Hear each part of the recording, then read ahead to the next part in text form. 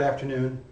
I'm here with Jerry Henderson, who's the treasurer of Venice Bible Church, and today he's going to talk to us about stewardship at Venice Bible Church and our financial responsibilities and the budgeting process. Jerry, welcome. Thank you. So, what is stewardship anyway? I think you'll find the dictionary probably defines it as managing, controlling, being responsible for someone else's assets. Now we think of in terms of the church, since God is the creator of everything, then it's His assets that we happen to be have access to. The money we make is really His, so we are the stewards of the assets that He had the money on anything else that God has given us. And being good stewards means that we need to come up with what portion do we give back to God. I think that's what stewardship is. Do the bylaws say anything about membership and stewardship? Not really. The bylaws are silent on the issue, just basically as the New Testament is.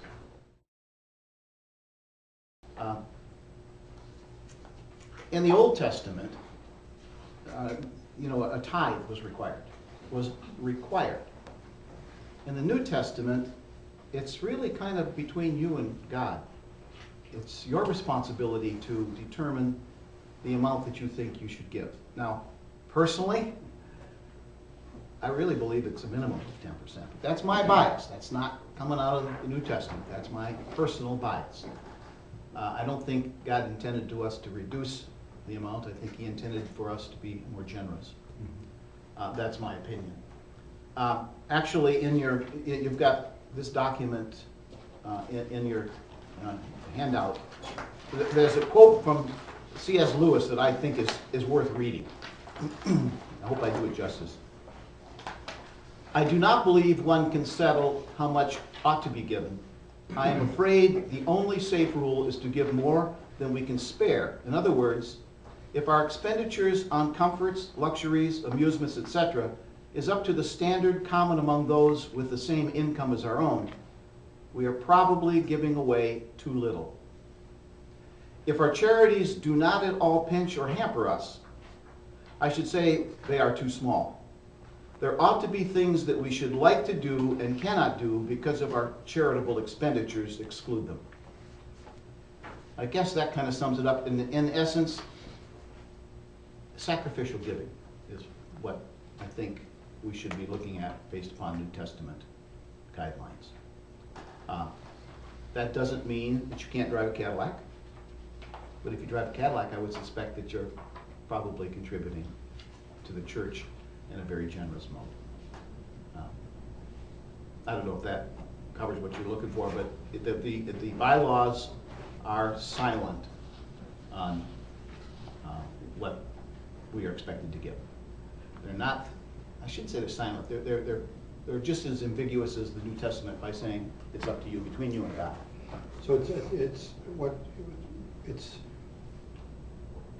is between you and God. It's what your heart moves you to give. The key here is prayerful consideration. Well, finances are one thing. We have responsibilities elsewhere as members, don't we? Yeah, in fact, the bylaws state the responsibilities, and again, it might be worth me just kind of reading it. It's kind of interesting. The heading is Responsibilities and Rights of Members. If you look at that paragraph, there's really no rights. They're kind of spread out throughout the bylaws, and more of what you can do if you're a member. But the responsibilities of the members of the church are those set forth in the Scriptures, Statement of Faith, and the bylaws of the church. They include regular participation in the worship service of the church, Bible study, and small group ministry. They should be faithful stewards of time, talents, and possessions in the service of the church, according to principles in 1 Corinthians 16:2. They should lead a life representative of the Lord Jesus Christ and His church in the community. Members should have daily systematic reading of the Bible and have private and family prayer. Members should witness to others about Christ in a personal testimony and participate in the church plans to help fulfill the Great Commission. So there's the responsibilities as outlined in the bylaws. In terms of the rights, if you are a member, you may then participate on committees. Well, let's put it this way.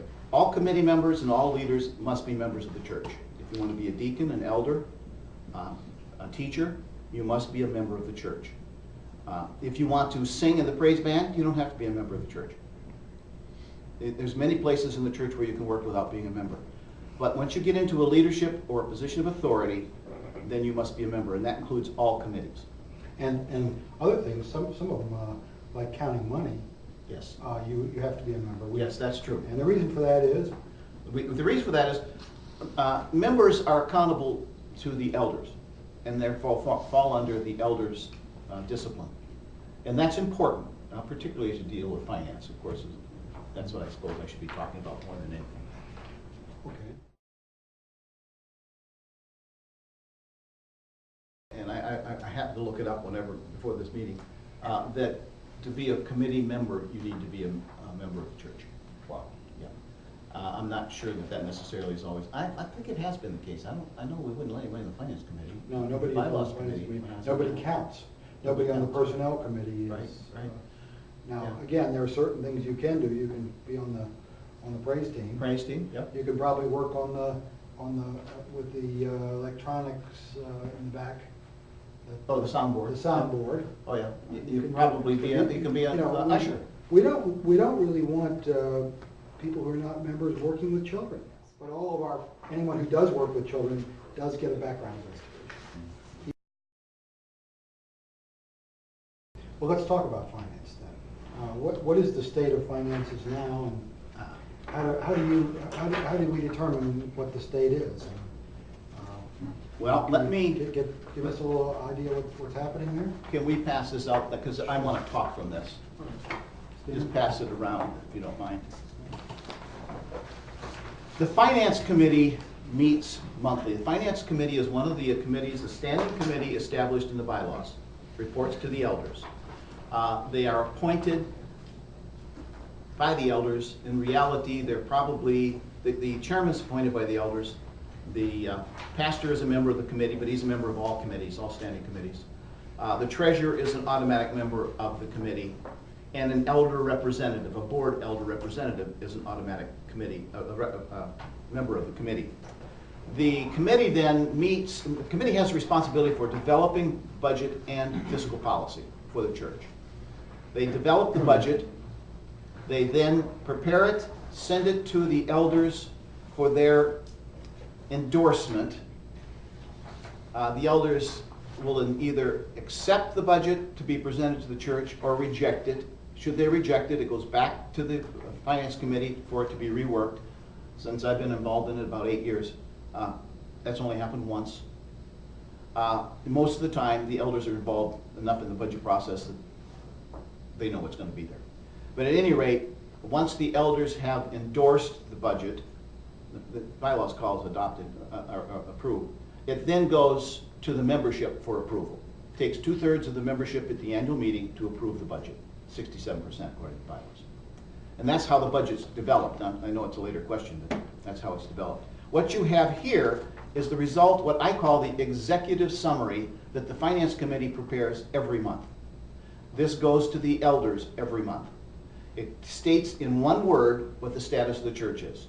There are 7 categories of status, of financial statuses. Top being excellent, next being very good, adequate, guarded, concerned, critical, and crisis. This is what goes to the elders. And you'll see at the top, the current standing is concerned. Now let me just quickly read what the definitions of each of those standings are, because if you ever see them, you'll know exactly what that means based upon our definitions. Excellent, giving greatly exceeds current and projected expenditures, and we have at least 2 months budgeted giving in the savings account. We're in pretty good shape at that point. I've never seen us in excellent shape, by the way. Very good, current giving exceeds current and projected expenditures, and we have at least 1 month's budgeted giving in the savings account. Slightly less, I've never seen us there. Adequate. Current giving exceeds current expenditures. We have been adequate on at least one occasion, probably more than that, in the last 7 or 8 years. Guarded. Current giving does not meet current expenditures, but savings account funds will cover the shortfall. We've been there a lot. Concern. Current giving does not meet current expenditures, and the savings will be depleted within 4 weeks at current shortfall rate. That's where we were in July, actually probably since about February of this year. Probably more like March or April of this year. Because we were really dipping into the savings in order to meet the expenditures. You should be aware, we received a $60,000 gift in August. Without that gift, we would be in critical. Critical says current expenditures greatly exceed current giving and savings will not cover the shortfall. That's where we would have been without that gift. Crisis is current expenditures greatly exceed current giving to the extent that staff payroll cannot be met. We have never been in critical or crisis. The closest we've come was probably July before we got the gift, the large gift, $60,000. It takes 2 months of positive results for the status to move up. So we could not move from concerned to guarded except for 2 months meeting the guarded criteria. That would have been this month, the September one, and more than likely in October.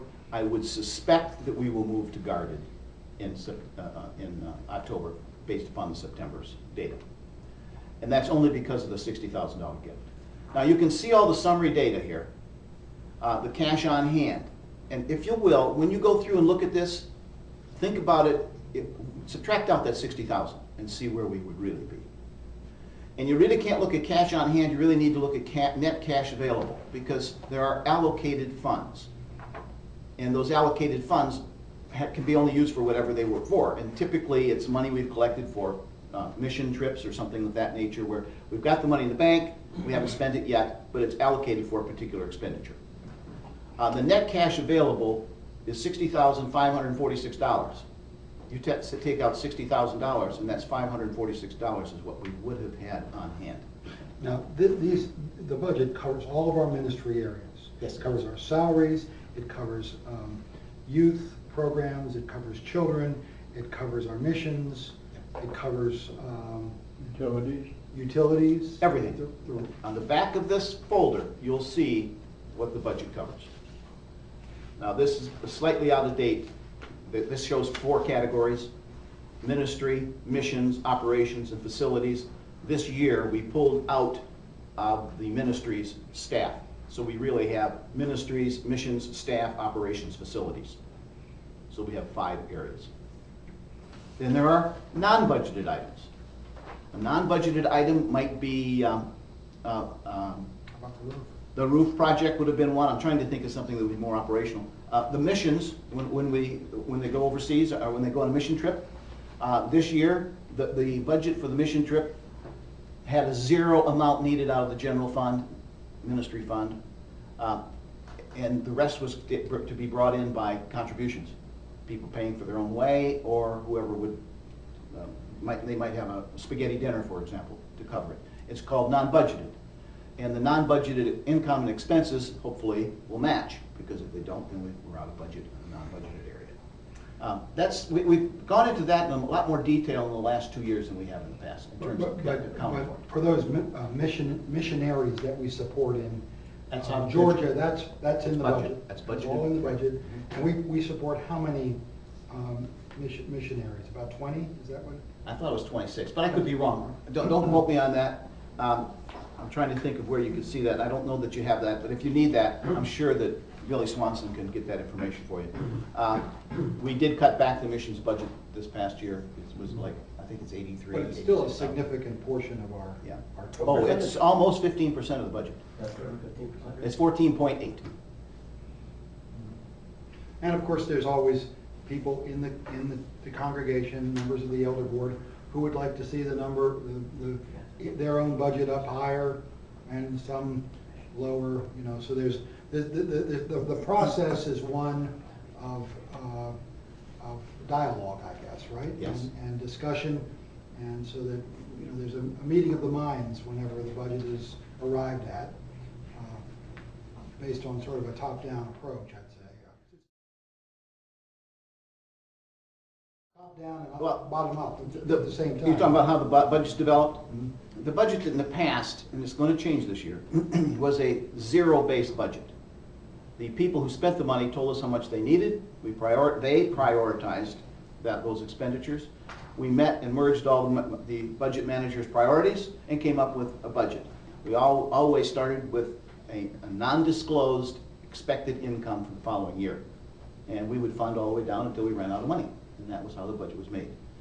Very common, I shouldn't say common, probably a very sophisticated way to build a nonprofit budget. McNamara, back in the 60s, developed that for the military. Zero-based budgeting is very effective, very time-consuming, a lot of work. This year, we're going to probably abandon that approach and try a more traditional approach to developing the budget.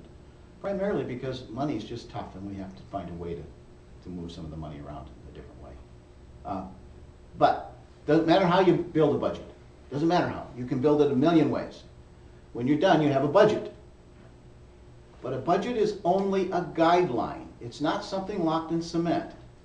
So if you budget $300 for women's ministry, and they spend $330, that's a 10% over budget. But that's okay, as long as it's justified, as long as it's reasonable.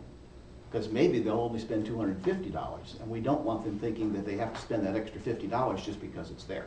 That's not the way we do things. But the program managers, they try to stick to their budget. Oh, absolutely. I mean, they try to do that, and that's something that they're responsible in that regard. But sometimes things things happen, and we have to go over it, right? Right. Well, you should be aware that this year we put in a brand new system for requesting expenditures. Every budget manager now will get on their computer. It's an Excel spreadsheet. It's a little more sophisticated than that, but it brings up the remaining amount of money they have in their accounts. And when they put in a request for an expenditure, it goes out and sees year-to-date what their budget is, year-to-date what they've expended, and see if there's sufficient funds to cover that request. Now, sometimes the requests are after the fact. If they use a credit card, it's after the fact. They've already spent the money. If it's over budget year-to-date, then they must get approval from the treasurer. That's me this year. And I get those requests, and I would say 90% of them I approve, primarily because, yes, they're over budget year-to-date, but that expenditure won't put them over budget for the rest of the year, and they just have to be a little more careful. Other cases, you just have to have it. I mean, something breaks, you got to fix it, and so you have to spend it. Like I say, the budget is a guideline, and you're going to deviate from it.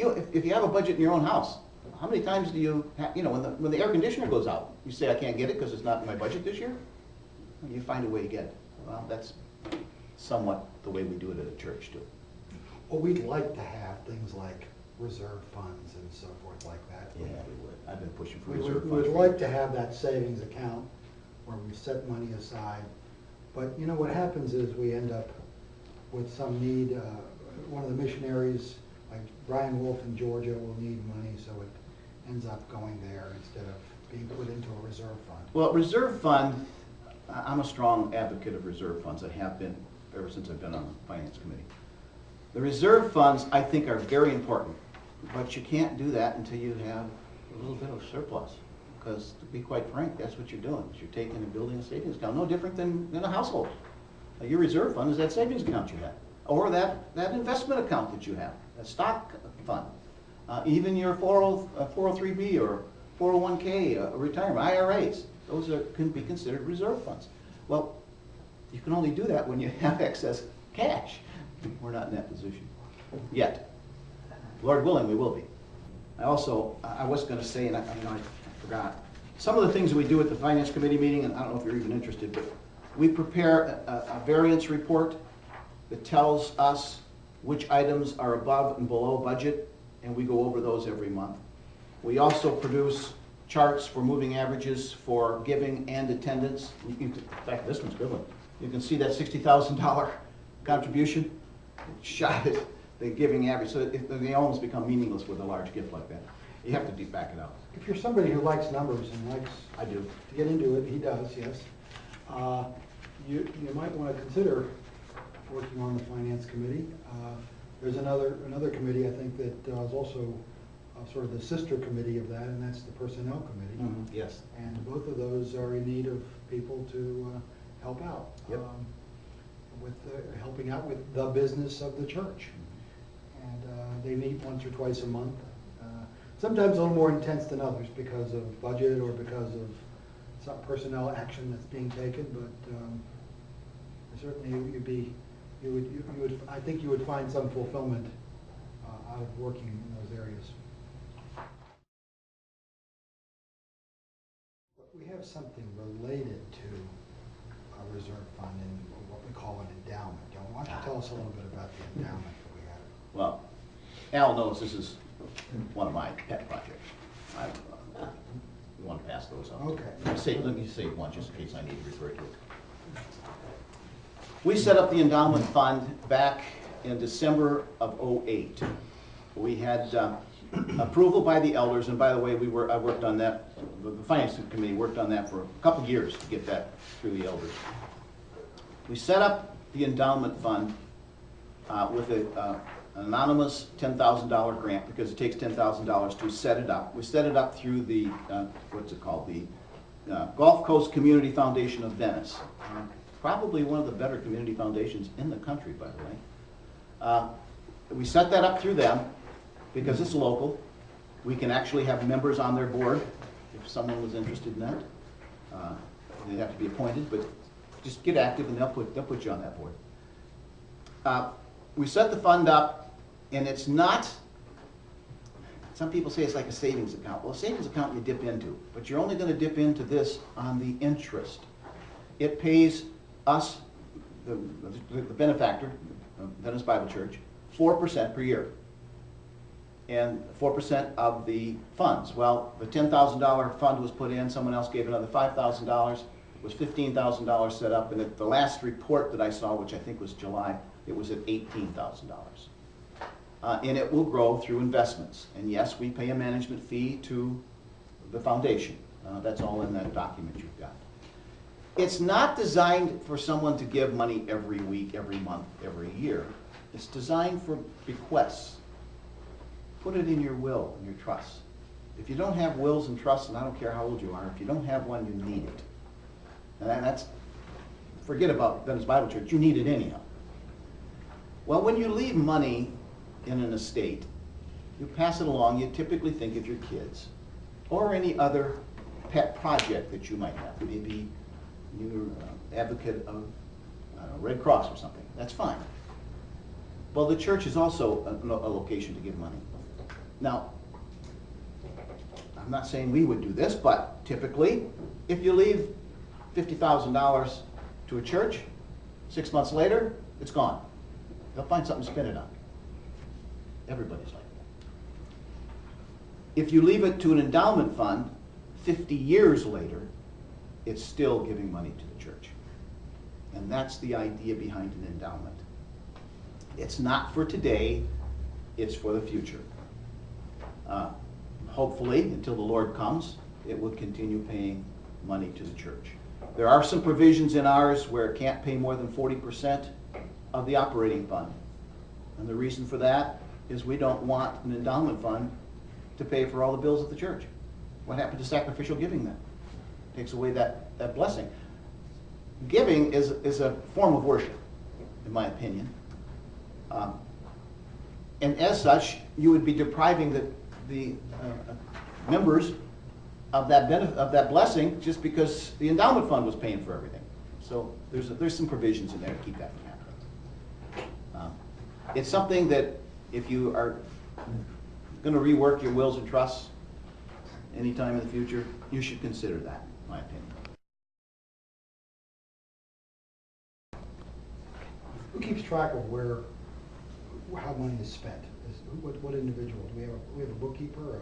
There's a bookkeeper who processes the expenditures and the deposits through a system we call QuickBooks Online. If you're familiar with accounting systems, it's pretty standard accounting system.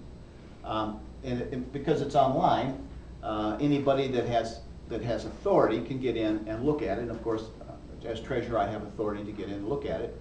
And I am a snowbird, although I'm down here most of the time, which means I can look at it when I'm in Michigan, and I do. I run all these reports when I'm in Michigan, and they send me stuff to be approved while I'm in Michigan, and of course, telephones work both ways.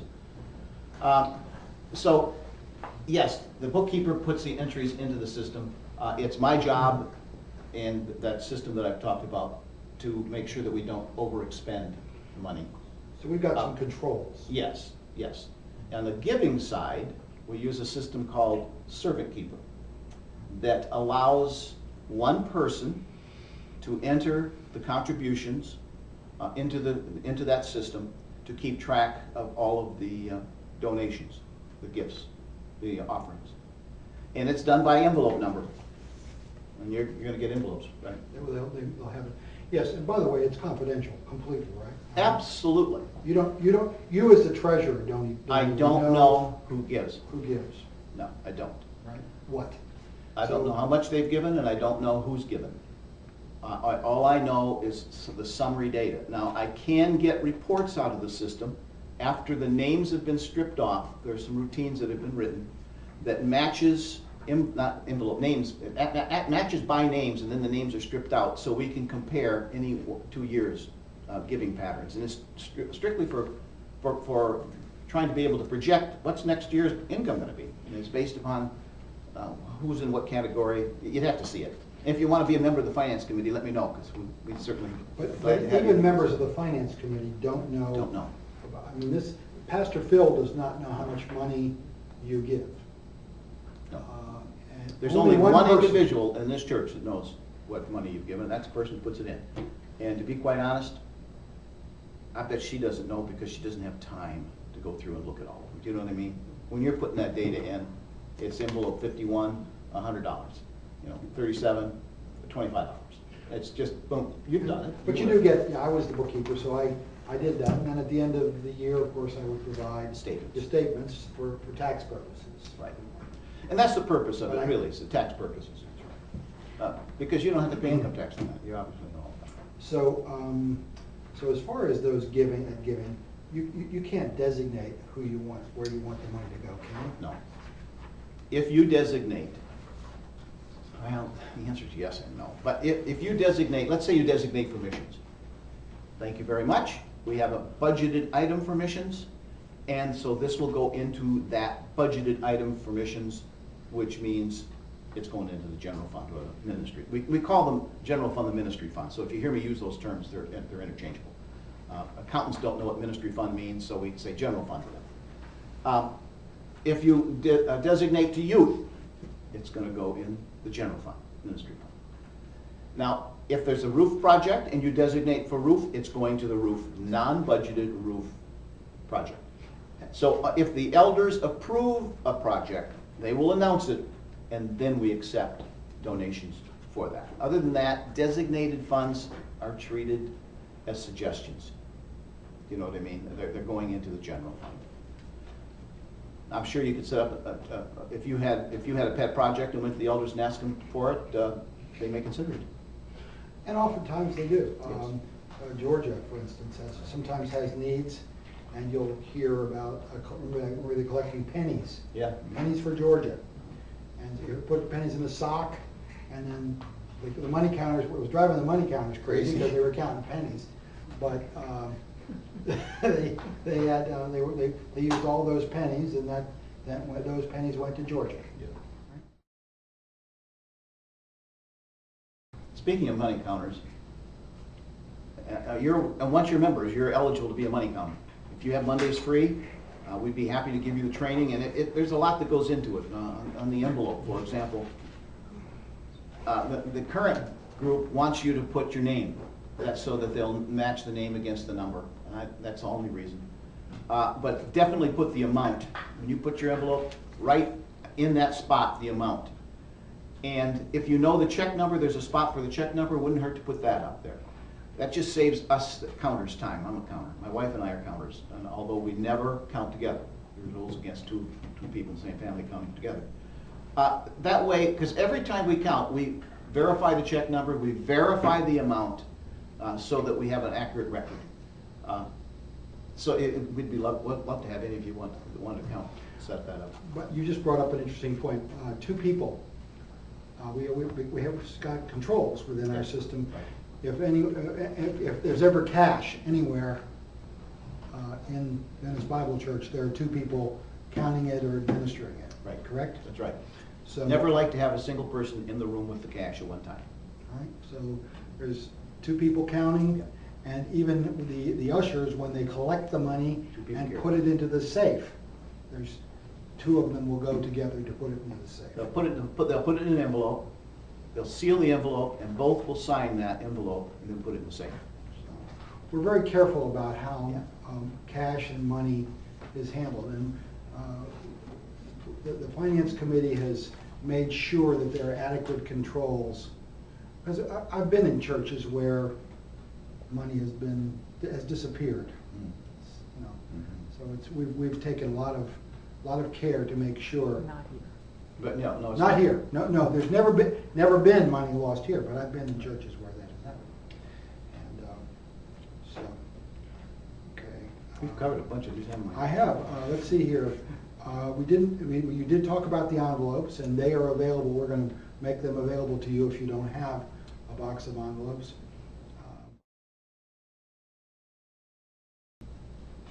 And let me ask you something here. Do you have a favorite verse regarding finances? I don't, but I did take the liberty to look up a few that I kind of like. And I use my Bible software on the computer, so I kind of picked some versions that may not be familiar to you, but I think they're worth looking at. I like Luke 6:38. It says, "If you give, you will get. Your gift will return to you in full and overflowing measure, pressed down, shaken together, to make room for more, and running over. Whatever measure you use to give, large or small, will be used to measure what is given back to you." It's probably not a version that you're familiar with, but I like the way it reads. 2 Corinthians 9:5-8. Remember this: the person who sows sparingly will also reap sparingly, and the person who sows generously will also reap generously. Each of you must give what you have decided in your heart, not with regret or under compulsion, since God loves a cheerful giver. Besides, God is able to make every blessing of yours overflow for you, so that in every situation you may always have all you need for any good work. I think this is saying right here, you decide, but be generous. Another one that I like, Luke 12:33-34. "Stop storing up treasures for yourself on earth, where moths and rust destroy and where thieves break in and steal. But keep on storing up treasures for yourself in heaven, where moths and rust do not destroy and where thieves do not break in and steal. For where your treasure is, there your heart will be also." I kind of like to turn that around a bit and say, maybe it should read, "Where your heart is, there your treasure will be also." I mean, how many of you, because I'm not a golfer, I used to, but too frustrating. If you spend more on golf than you give to the church, that says something. Now, I am a scuba diver. I love scuba diving. So is a pastor, by the way. If I spend more on scuba diving than I give to the church, shame on me. The one that I kind of paraphrase, Luke 12:48, "To whom much is given, much is required." If I have a favorite, that's the favorite. I really strongly believe that we're all blessed in this country. And we need to reflect that in our giving to the church. I think that's about it. Thank you, Jerry. Thank you. Glad to do it.